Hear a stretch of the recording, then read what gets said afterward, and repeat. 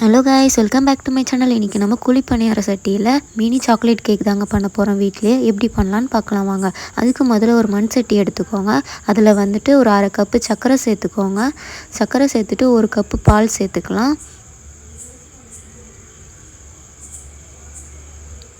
பால் சேர்த்துட்டு நல்லா மிக்ஸ் பண்ணி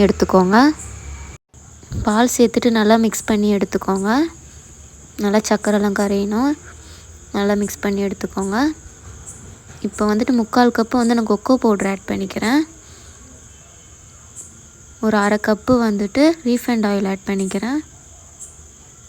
நல்லா மிக்ஸ் பண்ணிக்கோங்க. கொக்கோ பவுடர் நல்லா கரையணும், அந்தளவுக்கு நல்லா பிளெண்ட் பண்ணி எடுத்துக்கோங்க.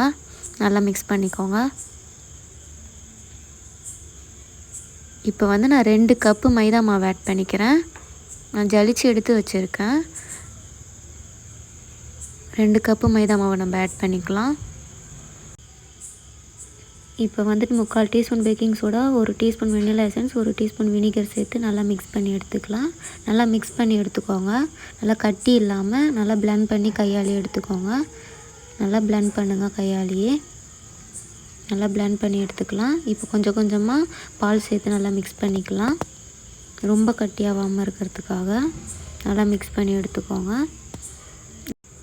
கொஞ்சம் கொஞ்சமாக பால் சேர்த்து நல்லா மிக்ஸ் பண்ணி எடுத்துக்கலாம். ரொம்ப கட்டியாகாமல் பார்த்துக்கோங்க.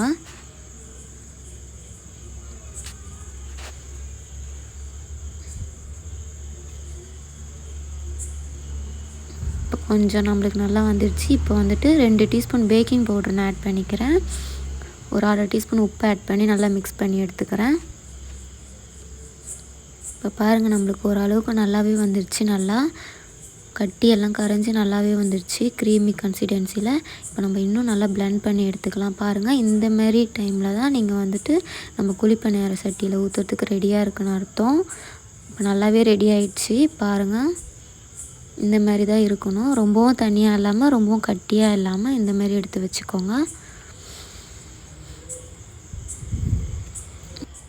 ஓகே, நம்மளுக்கு இப்போ மிக்ஸ் நல்லா ரெடி ஆகிடுச்சு. இந்தமாரி பதத்தில் தான் இருக்கணும். இப்போ நம்ம குழி பணியார சட்டியில் ஊற்றி எடுக்கலாம். இப்போ ஒரு குழி பணியார சட்டி நான் எடுத்திருக்கேன். இதில் 19 குழி இருக்குது மொத்தம் என்கிட்ட. உங்கள்கிட்ட என்ன இருக்கோ நீங்கள் யூஸ் பண்ணிக்கோங்க. இதில் நான் ப்ரஷ் வச்சு ஆயில் விட்டு தடவிக்கிறேன். எல்லாத்துலேயுமே எல்லா குழியிலையுமே ஆயில் விட்டு நான் தடவி எடுத்துக்கிறேன். நல்லா ஒட்டாமல் வரும் நம்மளுக்கு, அதுக்காக.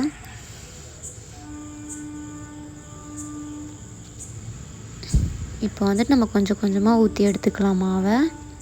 நான் ஒரு கிண்ணத்தில் ட்ரான்ஸ்ஃபர் பண்ணிவிட்டு டீஸ்பூனில் கொஞ்சம் கொஞ்சமாக எடுத்து ஊற்றி எடுத்துக்கிறேன். ரொம்ப ஃபுல்லாக ஊற்றிடாதீங்க. ஒரு கொஞ்சம் பாதி பாதியாக ஊற்றுற அளவுக்கு பார்த்துக்கோங்க.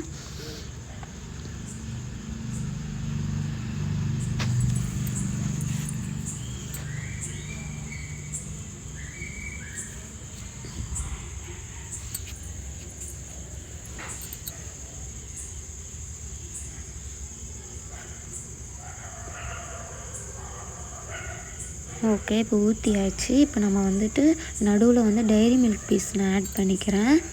சாப்பிடும் போது நல்லா க்ரீமியாக இருக்கும், அதுக்காக எல்லாத்துலேயுமே நடுவில் நான் டைரி மில்க் பீஸ் ஒன்று வச்சிடுறேன்.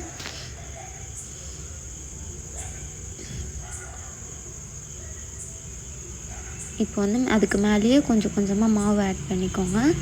இப்போ எல்லா குழியிலையுமே சாக்லேட் ஃபில் ஆகிற மாரி மாவு ஊற்றி எடுத்துக்கோங்க. நம்ம ஸ்டார்டிங்லேயே பாதி மாவு தான் ஊற்றிருந்தோன்னா நம்மளுக்கு ஈஸியாக இருக்கும். நான் கொஞ்சம் நிறைய ஊற்றிட்டேன், அதனால எனக்கு கொஞ்சம் கஷ்டமாக இருக்குது.